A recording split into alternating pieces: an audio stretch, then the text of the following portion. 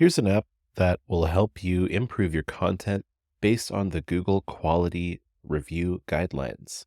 So, what these guidelines are is an article shared by Google's support documents on how to write high quality reviews. And what this app will do is you enter a URL and it'll give you two sets of content on how to improve your page. The first one is a scoring. So, as you can see, there's a little table here. And at the very bottom, it has an aggregate score and some high level recommendations. So that's kind of your first analysis of the page and how well it's doing in regards to the Google Quality Reviews guidelines. The second one here is related to specific recommendations around these guidelines. So you can see here one of the recommendations from the Google High Quality Review Guidelines is the editorial style. So this app will review your editorial style. It'll review user perspective and all 15 things. And it's going to provide very specific recommendations.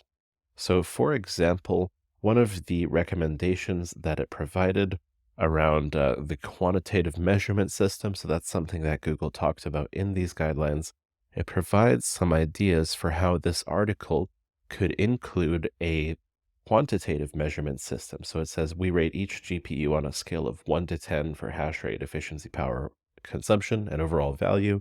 So that is something that could be added to the page to further improve it. So it gives you ideas for every one of the tips that Google provided in this quality reviews update. Now, if you've been impacted by a quality reviews update, there's a really easy way to tell. I like to use this tool called the GSC Guardian extension. So here's a website that I've been managing. And as you can see on April 2023, that's this red line here. Shortly after that, things started to decline. There was an unconfirmed algorithm update around here.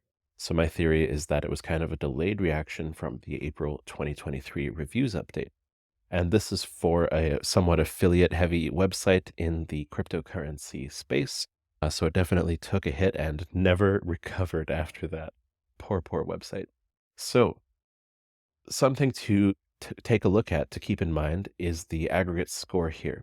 So the interesting thing about this specific page that I showed you is at the time of making this video, it actually ranks number 1 for the target query, best GPUs for mining, and it even has the featured snippet. So take a look at the aggregate score there. It's 100 out of 150, and that's just the sum of this table here. So if you look at how it was rated, so editorial style is an 8, user perspective 7, so on and so forth. Total is 100 out of 150.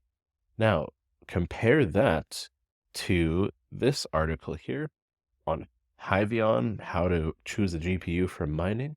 I found that somewhere way down this page. So I had to scroll and scroll and scroll. I forgot even where it was. It was way down right there. So this one is, I don't even know what position it's ranking in, but it's quite low. So that is the second page, and I have this open here. I ran the same test for it as well. So there it is. And if you look at the aggregate total score here, it scored a 61 out of 150. So that's not necessarily a telltale sign that these things are ranking factors, but it is really interesting to see that the top ranking page scored 100 out of 150, and then a really terribly ranking page scored a 61 out of 150 for that query. So all you need to do to run this app is to just enter a URL and hit run. So what that will look like, this little brain thing will go to work and you'll see a retrieve knowledge function. So what it's doing there is it's pulling in the Google Quality Review Guidelines document just to familiarize itself with its built-in knowledge base. Then it's using page scraping, and it'll take a minute, but you'll also see some OpenAI nodes pop up that's the prompts going to work to create these contents. So basically what you want to do with this is run it on your page, or you could compare pages. Like if you have a page that ranks well and doesn't rank well, try comparing them and seeing how they score. So this is specific to anything that I like to call consideration content. So if you have content on your website that kind of guides users towards a purchase, so it doesn't necessarily have to be an e-commerce site, it can be anything about products, services, softwares, tools, ideas, anything that is kind of your money, your life. So YMYL, those are the types of pages that you want to take extra precaution with. And these Google review updates are the main thing that you want to be keeping in mind when you're writing consideration content. These high quality reviews updates kind of flew under the radar compared to bigger updates like the helpful content updates. These ones got very little attention. But if you look at the history, here's a list here that I made. So there's been 8 total Google reviews updates over the span of 31 months. The last one was in November 2023. So that is a lot of reviews focused updates, and it's all around content, products, consideration, what your money, your life. And something else to keep in mind is Google will no longer be announcing when they do a reviews update, when they update their reviews system. They're just going to keep it vague and not actually tell you if they change their review system. They'll just roll it into a broad core algorithm update and not actually tell you what's going on. So that's the app. Give it a try. And a couple more quick tips for you here. I like to use this tool, this Chrome extension called GSC Guardian. So it's right here. It's a Chrome extension.